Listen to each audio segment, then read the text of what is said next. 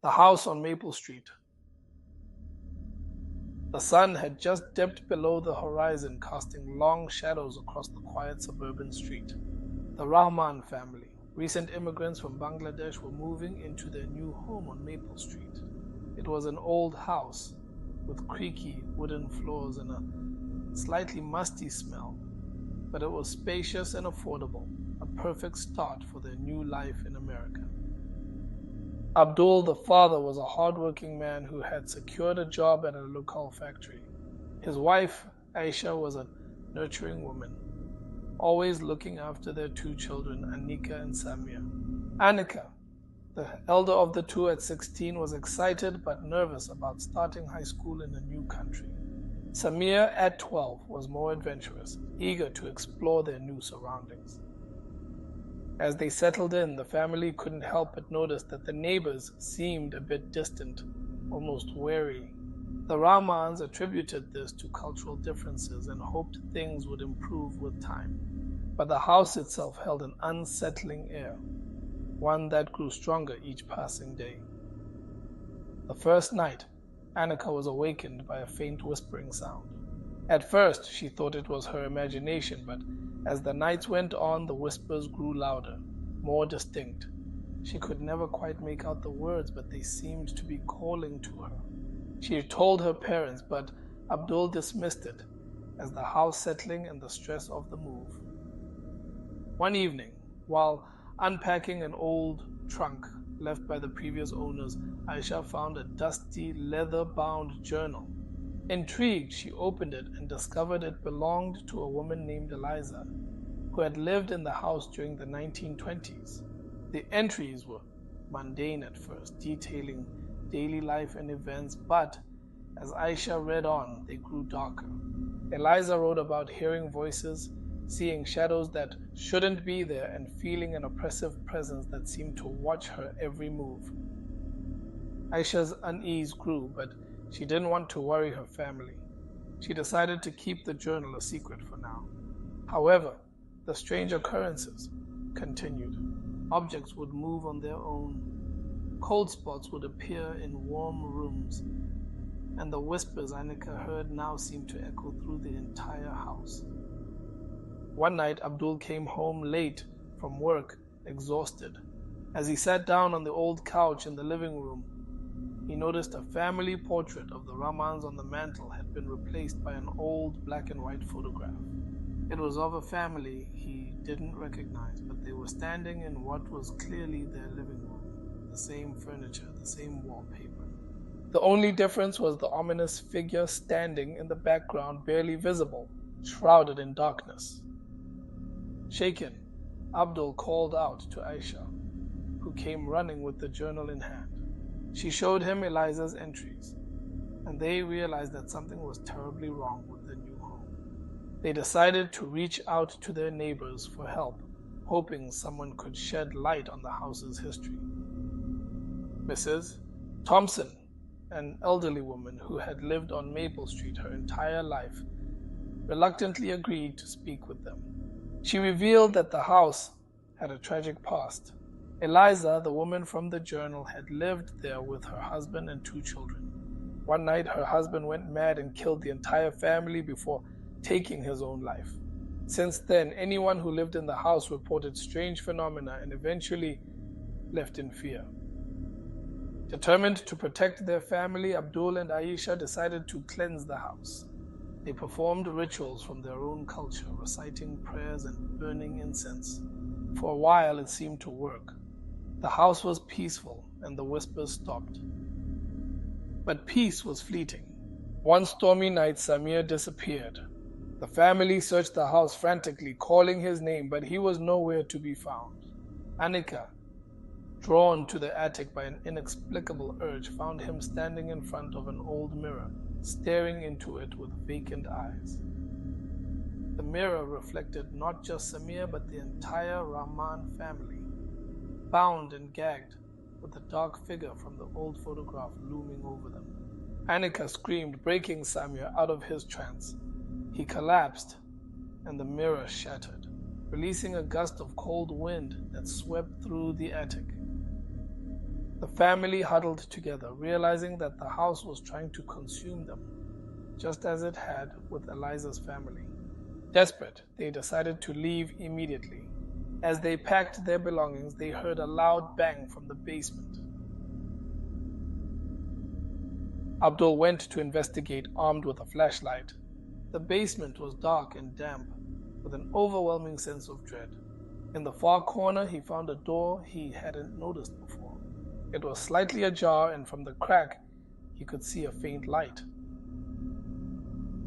With trembling hands, he pushed the door open. Inside, he found a small room, and in the center was a wooden chest. He opened it, revealing old toys, clothes, and another journal. This one belonged to Eliza's husband, John. The final entry sent chills down Abdul's spine. John wrote about a dark force that had taken over his mind, driving him to commit unspeakable acts. He mentioned a pact made with an entity that promised power and fortune in exchange for sacrifices. Suddenly, Abdul felt a cold hand on his shoulder. He turned to see the dark figure from the photograph, its hollow eyes staring into his soul. With a surge of adrenaline, he grabbed the chest and ran upstairs. The family didn't waste another second. They fled the house, leaving everything behind. As they drove away, they looked back to see the house shrouded in darkness, the silhouette of the dark figure watching them from the window. They found temporary refuge in a nearby motel and decided to contact a paranormal investigator. The investigator, a man named Dr. Patel, listened to their story and agreed to help. He explained that the entity in the house was a powerful spirit that fed on fear and suffering, bound to the house by the pact John had made. Dr. Patel performed a cleansing ritual, but it was clear that the house was too tainted to be purified. He advised the Rahmans to never return and to warn others about the house on Maple Street. The family moved to a new city, trying to rebuild their lives, but the trauma of their experience haunted them. They made a pact of their own to stay together and protect each other, no matter what. Years later, Annika, now an adult, decided to investigate the house's history further. She discovered that the house had been built on land that was once a sacred burial ground, desecrated by the construction. The entity was an ancient guardian spirit, angered by the disturbance. With this knowledge, Annika and her family performed a final ritual, seeking to appease the spirit and lay it to rest. They returned to Maple Street one last time, placing offerings and reciting prayers, hoping to bring peace to the restless spirit. As they left, the oppressive air seemed to lift, and the house, for the first time, looked like just an old, abandoned building. The Rahmans drove away, feeling a sense of closure, ready to finally move on from the horrors of the past. But as they turned the corner, Annika glanced in the rearview mirror and saw the dark figure standing on the porch, watching them leave. She shivered, but refused to let fear take hold. They had faced the darkness and survived, and together they would face whatever came next. The Forbidden Temple. The humid air was thick with the scent of spices and incense as a group of 5 tourists disembarked from their flight, eager to explore the mysteries of an unknown temple deep in the forest of Southeast Asia. The group consisted of Emma, a history professor, David, her adventurous husband, Lisa, a travel blogger, Mark, a photographer, and Sophie, a thrill seeker who enjoyed exploring the unexplored. They had met online, all driven by a shared desire to experience something unique and off the beaten path. Their destination was a small, remote village rumored to be home to ancient forbidden temples rarely seen by outsiders. The village, nestled deep within dense jungle, was said to be protected by spirits and locals avoided it due to superstitions. The group's guide, a local man named Chen, warned them about the dangers of visiting such places. "The spirits do not take kindly to intruders," he said in broken English. But his warnings were met with dismissive laughter. They were here for adventure, and the allure of the forbidden was too strong to resist. Their journey began with a long trek through the jungle, the path barely visible through the thick foliage. As they ventured deeper, the atmosphere grew more oppressive, the air heavy with an unspoken tension. They finally arrived at the village, greeted by curious yet wary villagers. That night, the village elder, an old woman with a weathered face and piercing eyes, approached them. Through Chen, she reiterated the warnings about the temples. "Leave the spirits undisturbed," she said. But the group was undeterred. They were determined to uncover the secrets hidden within the ancient ruins. The next day, they set out for the first temple, a crumbling structure covered in vines and moss. The entrance was adorned with carvings of strange, otherworldly creatures. As they stepped inside, the temperature dropped noticeably and an eerie silence enveloped them. Emma, ever the scholar, began translating the inscriptions on the walls. "These tell the story of a demon that was imprisoned here centuries ago," she explained. The locals performed rituals to keep it contained. As she spoke, a sense of unease settled over the group. Mark captured the intricate carvings with his camera, while Lisa documented their findings. Sophie, always the brave one, ventured deeper into the temple alone. Sophie's scream echoed through the ancient hall, sending chills down everyone's spine. They rushed to find her standing before a massive stone door, her face pale. "I felt something cold," she stammered. Despite the fear gnawing at their nerves, curiosity propelled them forward. They pushed open the door, revealing a chamber filled with artifacts and an imposing statue of the demon. The air was thick with the smell of decay. Emma's fingers traced the inscriptions, her voice trembling as she read aloud. This chamber was sealed to prevent the demon from escaping. Disturbing it could have dire consequences. David, ever the skeptic, dismissed the warnings as mere superstition. But as they turned to leave, a low growl reverberated through the chamber.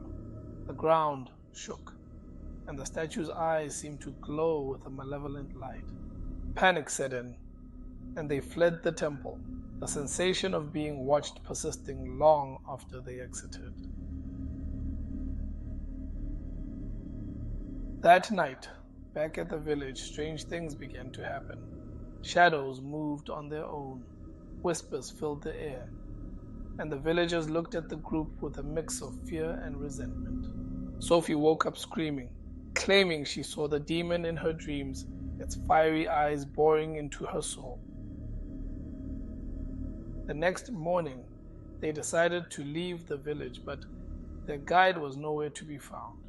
Desperation set in as they realized they were alone in the jungle. They decided to take matters into their own hands and head to the second temple, hoping to find answers or a way to appease the spirits. The second temple was even more foreboding. Its entrance partially collapsed. Inside, they found more carvings depicting gruesome rituals and sacrifices. Emma's voice shook as she translated the warnings. "Those who enter shall be cursed, their souls bound to the demon for eternity." As they explored further, David stumbled upon a hidden passage leading to a subterranean chamber. Inside, they found skeletal remains arranged in a circle, surrounded by ritualistic symbols. The air grew colder, and an overwhelming sense of dread filled the chamber. Mark's camera malfunctioned, the images distorted by strange shadows. Suddenly, a deafening roar filled the air and the ground trembled. The chamber began to collapse, and they barely escaped with their lives. Outside, they were met by Chen, who had returned with a group of armed villagers. The elder stood at the front, her eyes filled with anger. "You have awakened the demon," she said. "The curse is upon you." The villagers forced them to leave, and Chen led them back through the jungle. The journey was harrowing, the oppressive atmosphere weighing heavily on them. They finally reached a small, secluded monastery where they hoped to find refuge and answers. The monks there listened to their story with grave expressions. The head monk, a wise old man named Tenzin, explained that the demon was a powerful entity imprisoned by ancient sorcerers. "It feeds on fear and suffering," he said. "You must perform a ritual to seal it once more." The ritual required a sacrifice, a willing soul to take the demon's place. The group was faced with an impossible decision. As they debated, Sophie, plagued by nightmares and feeling the demon's presence growing stronger within her, volunteered. "It's my fault," she said. "I'll do it." With heavy hearts, they performed the ritual. Sophie's screams echoed through the monastery as the demon was bound to her soul. The ground shook, and the air grew thick with a malevolent presence. When it was over, Sophie was gone, her body lifeless. The monks assured them the demon was sealed, but the group was forever changed. They returned home, haunted by the memories of their ordeal. Emma wrote a book about their experience, warning others about the dangers of disturbing ancient forces. Years passed and the group tried to move on with their lives, but the nightmares persisted. The demon's presence always lurking in the shadows. One by one, they began to disappear under mysterious circumstances, their bodies never found. In the end, it was revealed that the ritual had not sealed the demon, but transferred its essence into Sophie. She became the new vessel, and her spirit, tormented and twisted by the demon's influence, sought revenge on her friends. The final twist revealed that the demon had planned it all along, manipulating them from the start. The story ends with a chilling revelation where Sophie, now fully possessed by the demon, roams the world, seeking out new victims to feed the entity's insatiable hunger. The last scene shows her boarding a plane, her eyes glowing with a sinister light, ready to unleash the horror once more.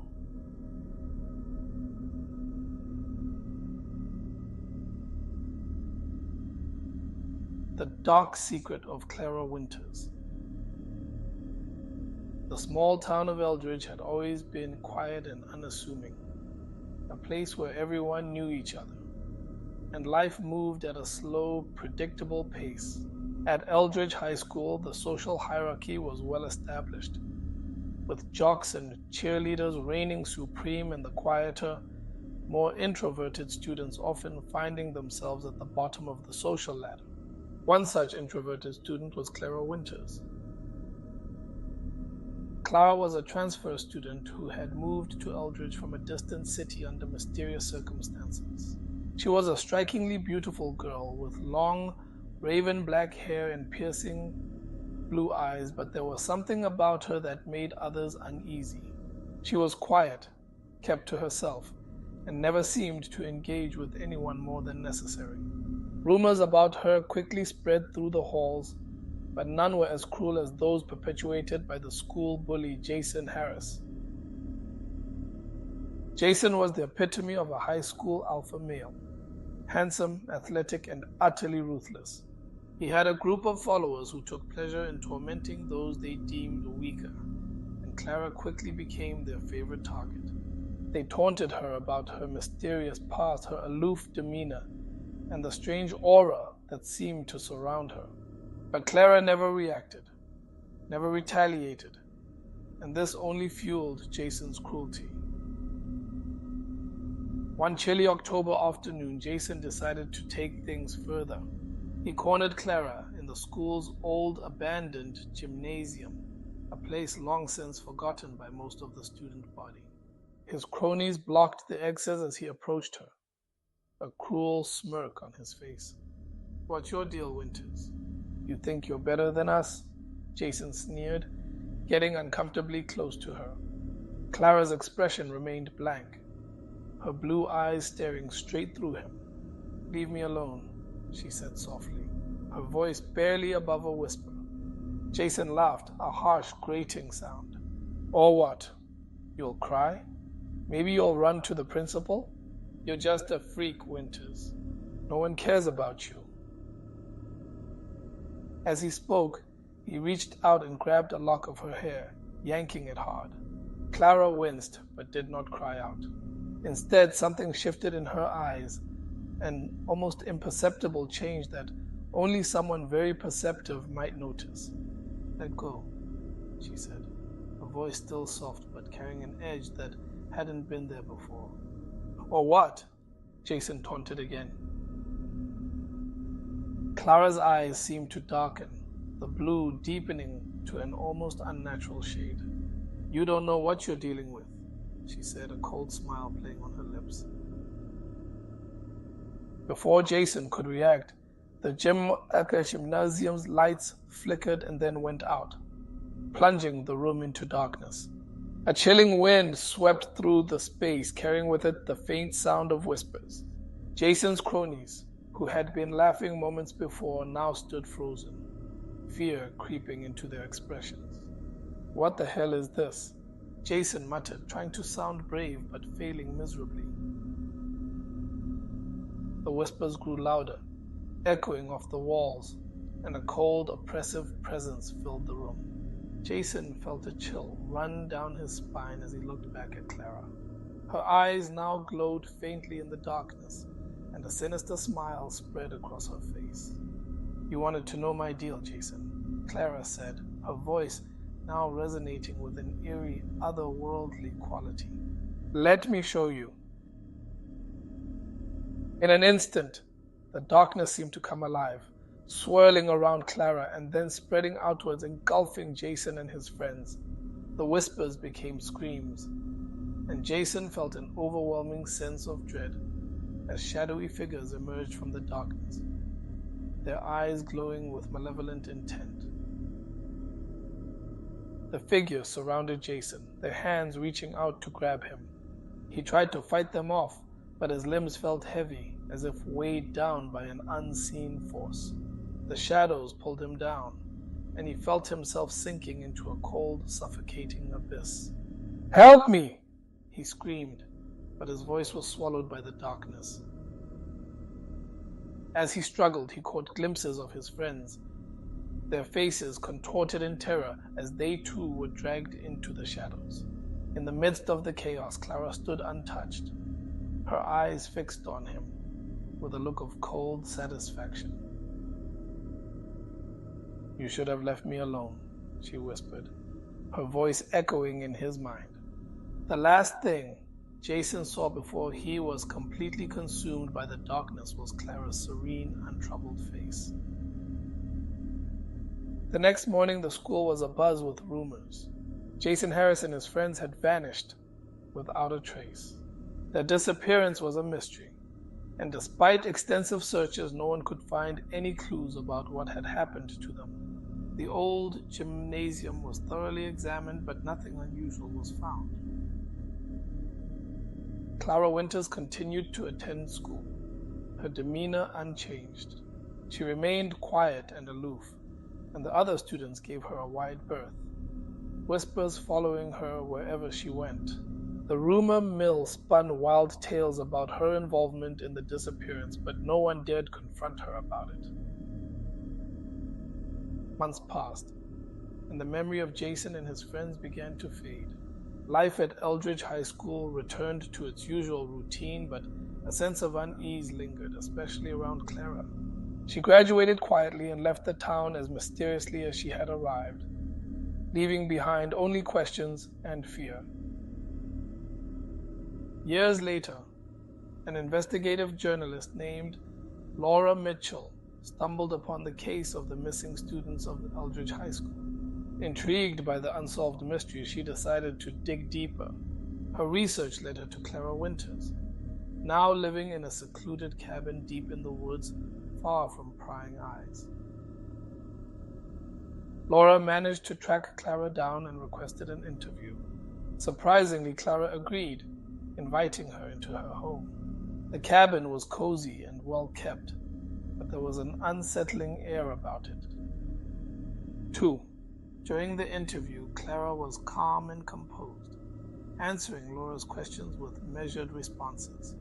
When asked about the disappearance of Jason and his friends, she simply smiled. "They got what they deserved," she said cryptically.